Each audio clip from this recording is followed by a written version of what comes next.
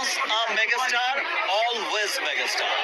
First ডেতে 2024-এর highest collection, highest opening ছিল হচ্ছে দরদের।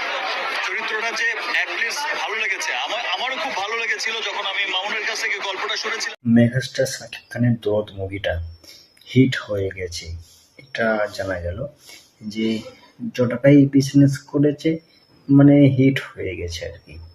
তো যাই হোক, একটা কথা বলে রাখি, বাংলাদেশের মধ্যে আর কোনো হিরো নেই যে সেভাবে নিজেকে ফুটিয়ে তুলতে পেরেছে। শুধু একটাই হিরো, সেটা হলো শাকিব খান।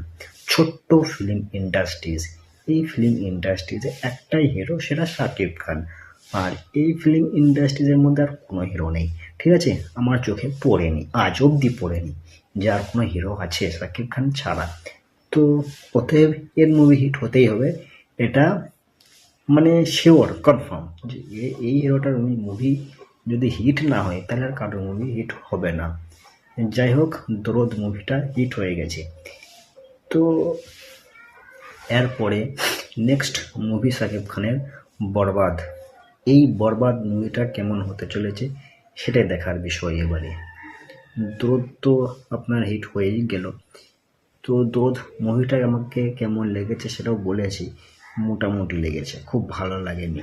এবারে এই দরদ মুভিটা হিট হয়ে গেছে, সুপার হিট হয়েছে। দেখি এবারে বরবাদ কী করে শাকিব খান।